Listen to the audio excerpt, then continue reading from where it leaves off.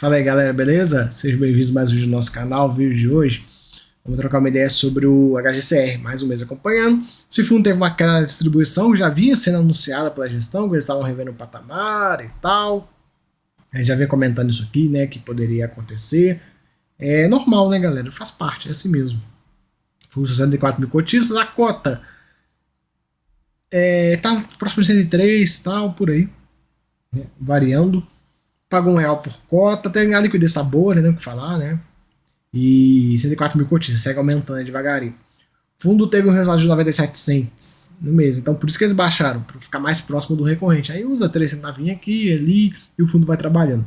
O fundo tem 72 centavos acumulados de semestres anteriores e ainda tem 33 centavos aí de inflação acruada que ele vai distribuindo ela conforme ela vai sendo destravada.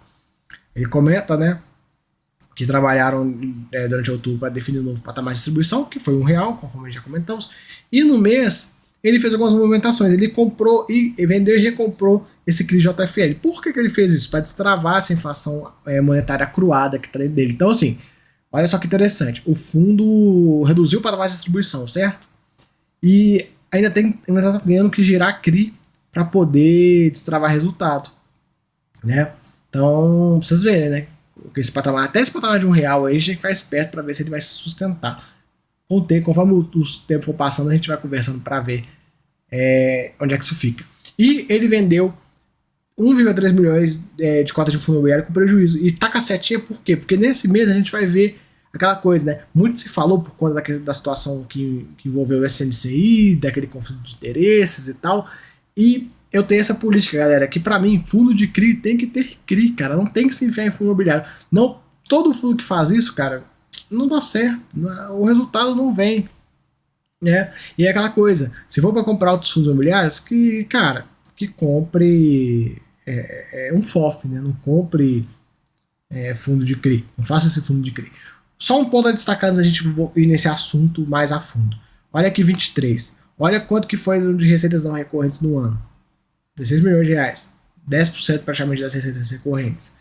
E essa receita não recorrente do mês, tanto desse mês quanto do outro, olha só, CRI, foi o giro de CRI para destravar a inflação. Então isso que a gente ficar atento, porque se continuar fazendo isso nos próximos meses, pode ser que a distribuição caia ainda mais do que já caiu, né? Então vamos ver aí. E um ponto que eu quero destacar com vocês, galera, é esse aqui, ó. Foquem nesses dois números, receita de FII e receita de CRI. Fiz uma tabela pra gente ver, né? O fundo hoje tem 1,4 bi em CRIs, 217 milhões em fundos imobiliários, dos mais diversos que a gente vai ver quais são eles. Isso aqui, ó, esses 1,4 milhões gera de recorrente, eu não botei nada não recorrente. Uma receita de quase 14 milhões que dá aí 0,97% no mês. Os fundos imobiliários, por sua vez, dão uma receita para ele de 0,7% ao mês. Então uma diferença grande aqui que a gente tem, né? Disso aqui. Vou fazer aqui para vocês. Estamos falando de quase 0,3% de diferença. E aí o que acontece?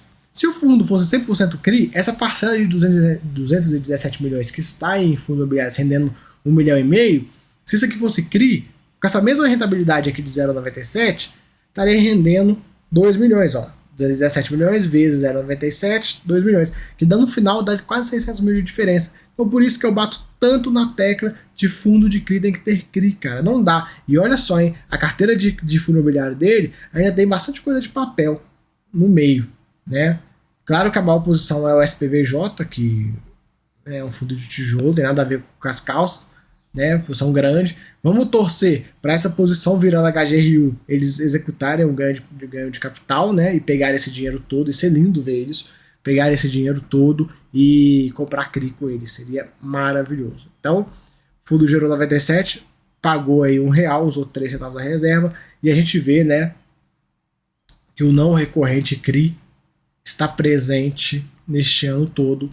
E como eu falei, isso é um indício para a gente, né, da distribuição do fundo. Enquanto esse não recorrente estiver presente, o fundo estiver nesse patamar ainda, né, precisando fazer esse giro para entregar esse R$ 1, é só um sinal para a gente que a distribuição inevitavelmente pode cair. Então, vamos ficar de olho, galera. Vamos ficar de olho aí. Eu vou comentando com vocês conforme o tempo for passando. Fundo segue ganhando cotista, né? 104 mil cotistas. Aqui a carteira deles, mais considerações. A maior posição hoje é esse Almeida Júnior, que tem toda a operação CDI quanto IPCA, tá quase 10%, mas no restante tem uma pulverização aí razoável.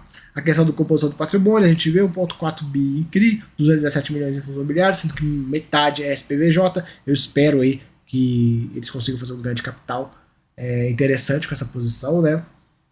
Ele também tem um pouco de compromissada, tá aí com uma alavancagem tá até razoável, né? Uns 8% mais ou menos aproximadamente, né?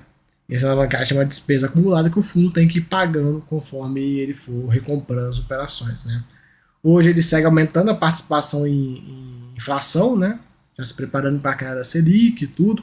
Eu queria ver uma emissão nesse fundo, galera. Eu acho que dava para eles fazerem, né? Antes que essa cota. Porque assim, se a distribuição cair mais, essa cota vai para o deságio. E aí já era emissão. Então eu acho que eles assim estão deixando. Estão dando mole aí nessa questão. Aqui, exposição setorial, ele é muito focado em residencial, logística e varejo, né? O carro-chefe dele aí. A localização das operações e tal. A taxa média de compra, IPCA mais 7,7, CDI mais 3,6. Em relação ao VP atual, que é R$100 nesse relatório, dá IPCA mais 9, CDI mais 3,5. Né? A gente vê aqui a questão do duration dos crises de inflação, duration um pouco mais longa, esse CDI duration um pouco mais curta. E aqui a carteira dele, né? Conforme a gente já viu lá em cima. Galera, é isso. Então, esse vídeo serviu mais pra gente fazer esse exercício, pra vocês verem, cara, eu falo isso toda vez. Fundo de CRI tem que ter CRI, cara. Não dá pra ficar fugindo dessa estratégia. Não dá certo. Não dá certo. Eu não consigo, de verdade, eu não consigo ver um fundo de CRI que essa estratégia deu certo. Nenhum. Se vocês tiverem algum, por favor, comentem que eu olho e faço os cálculos e faço o vídeo. Mas, cara, não tem nenhum fundo de CRI que se enfiou em comprar fundo imobiliário e a estratégia deu certo. Não vale a pena, cara. É melhor daí comprar CRI. Sempre diretamente, né? Então, sim, essa é uma técnica que eu bato bastante, beleza? Então, galera, tamo junto aí, valeu, até a próxima, fui!